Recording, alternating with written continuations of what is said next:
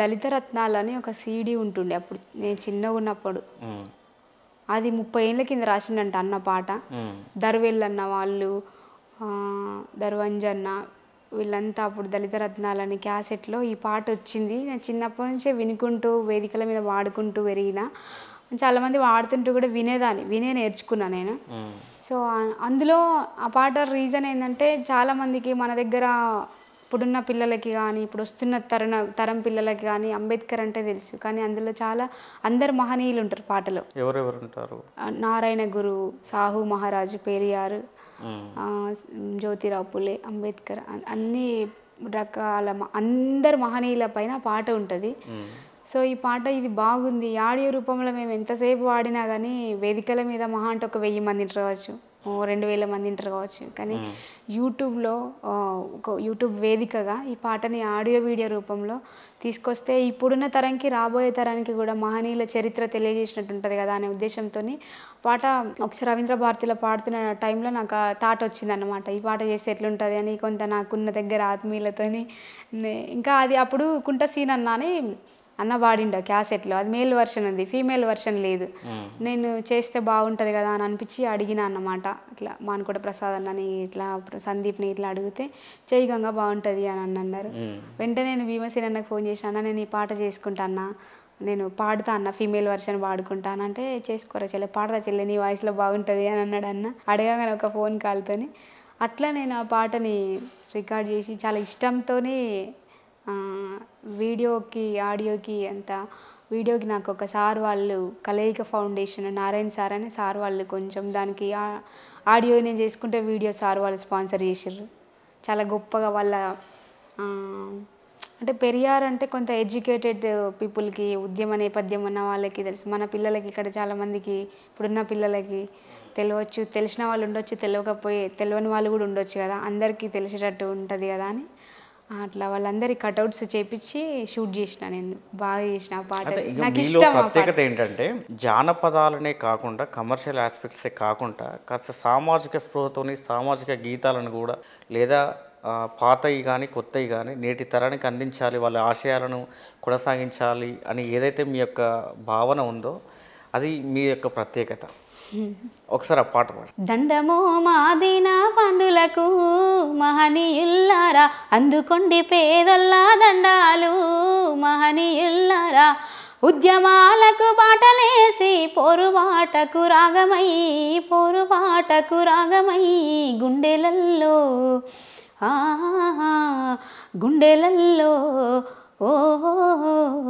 మా గుండెలల్లో నిలిచిపోయినరా మహనీయుల్లారా, సుక్కలై వెలుగుతున్నారా మహనీయుల్లారా, దండమో మాదిన బంధులకు మహనీయుల్లారా, అందుకొండి పేదొల్లా దండాలు మహనీయుల్లారా, పువ్వులల్లో పువ్వువై మంచి మల్లె పువ్వువై చక్కనైనా తెలివితోని హక్కులన్నీ వెలికి తీసి బహుజనుల పోరాటానికి పునాదులే వేసినావు జ్యోతిరావు పూలే నీవయ్యో మహనీయుల్లారా, జగతికే గొప్ప వెలుగైతివయ్యో మహనీయుల్లారా, దండమో మాదిన బంధులకు మహనీయుల్లారా, అందుకొండి పేదొల్లా దండాలు మహనీయుల్లారా, ఆత్మగౌరవ పోరుజేయ ఉపాధ్యాయ వృత్తి నొదిలి నమృద్ధి మతవాదుల అనగదొక్కిన ఘనత నీదే శుద్ర కులాలను ఉద్ధరించా తిరుగుబాటు జెండనెత్తిన నారాయణ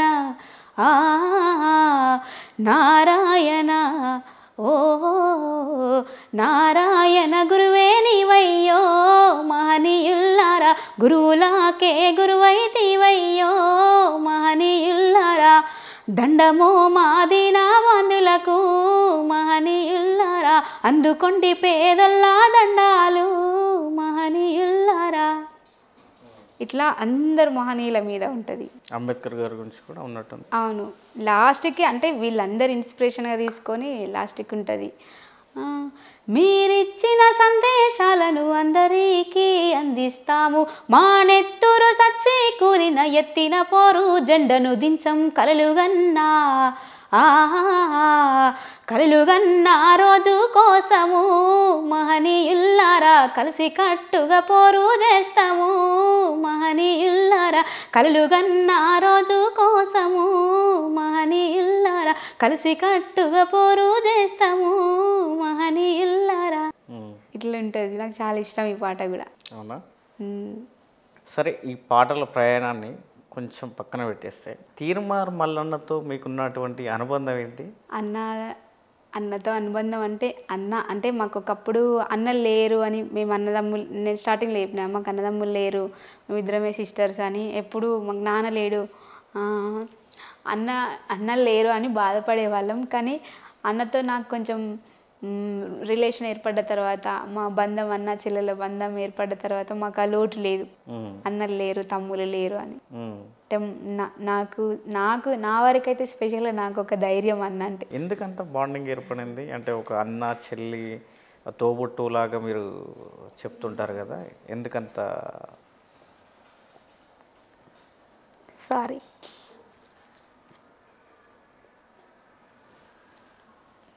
మక్క అంటే మాకు ఎప్పుడు మేము ఎప్పుడు బాధపడుతుంటాం, మేము ఎప్పుడు అంటే మాకు మా ఇంట్లో మగపిల్లలు లేకుండా పెరిగినాం మేము. అంటే మా నాన్న లేకుండా, అన్నదమ్ములు లేకుండా, అంటే ఇంట్లో ఏదైనా ఇబ్బంది అయినప్పుడు, ఏదైనా బాధ అనిపించినప్పుడు మాకు ఒక అన్న ఉంటే బాగుండు, మాకు ఒక తమ్ముడు ఉంటే బాగుండు అని అనిపిస్తుంది కదా ఎవరికైనా చిన్నప్పటి నుంచి కూడా. మాకు అట్లా లేకుండా పెరిగినాం కాబట్టి అన్న వదిన ఇద్దరు వాళ్ళు చూపించే ప్రేమ, వాళ్ళు చూసుకునే విధానము అంతే. ఇక నేను దానికి ఎక్స్ప్లెనేషన్ ఇవ్వలేను, వాళ్ళు చూపించే ప్రేమకి నేను వెళ్ళగట్టలేను. అన్న ఉన్నాడనే ధైర్యం అయితే ఎప్పటికీ ఉంటుంది నాతో. నాకు ఇప్పుడు ఇంకా మాకు అన్నలు లేరు అనే బాధ లేదు అన్నతో పరిచయం అయిన తర్వాత. సొంత అన్నలు తమ్ముళ్ళు ఉంటే కూడా అట్లా ఉండరేమో, అట్లా చూసుకోరేమో అనిపిస్తుంది. అంత ప్రేమను పొందుతా వాళ్ళ నుంచి నేను. వదినే అన్న చాలా బాగా చూసుకుంటారు నన్ను. కరోనా టైంలో ఎక్కువ మీ అవును, అంటే నాకు ఒక పాట విషయంలో అన్నతో నాకు పరిచయం అయింది. కానీ నాకు అన్న నేను సెకండ్ వేవ్లో కొంచెం బాగా సిక్ అయినా, అప్పుడు నేను చాలా సీవియర్గా ఉండే నాకు కోవిడ్ టైంలో. అన్న నాకు చాలా, ఈరోజు నేను ఇక్కడ కూర్చున్నానంటే అన్న ఇచ్చిన ధైర్యం, అన్న ఇచ్చిన సహాయం నాకు చాలా. అంటే నేను అసలు బయటికి రాలేని సిచ్యువేషన్లో ఉండే కోవిడ్ టైంలో. నాకు ప్రతిరోజు నేను 15 days వెంటిలేటర్ మీద ఉంటే రోజు వీడియో కాల్ చేసి కొంచెం అంటే పాజిటివ్ వైబ్ ఉంటుంది కదా, ఎవరన్నా బయటికి వస్తామా రాలేమా అనే సిచ్యువేషన్ నుంచి ఎవరన్నా వస్తే బాగుండు, చూస్తే బాగుండు, కానీ అప్పుడు ఎవరు వచ్చి చూసే సిచ్యువేషన్ కూడా కాదు. కానీ రోజు వీడియో కాల్ చేసి అన్న డాక్టర్లని ఫాలోఅప్ చేసి, కోవిడ్ ఒకటే కాదు నాకు బ్లాక్ ఫంగస్ కూడా వచ్చింది పోస్ట్ కోవిడ్ తర్వాత. అప్పుడు కూడా అన్న లేకపోతే అసలు నేను ఏమవుతుంటేనో కూడా తెలియదు. చాలా హెల్ప్ చేసిండు అన్న, మాట సహాయము, అన్ని రకాలుగా సహాయం అందించిన అన్న చేసిన సహాయానికి నేను ఎప్పుడు జీవితాంతం రుణపడి ఉంటాను. నేను అన్నతో పాటు నాకు చాలామంది ఫ్రెండ్స్, చాలామంది మా ఆయన ఎప్పుడు అంటే ఒక్కరోజు కూడా నేను ఆయన కోవిడ్ అసలు నా దగ్గరనే ఉండి, ఐసీయూలో బేసిక్గా ఎవరిని అలౌ చేయరు కదా, వెంటిలేటర్ మీద ఉంటే ఆయన ఎప్పుడు పక్కనే ఉంటుండే.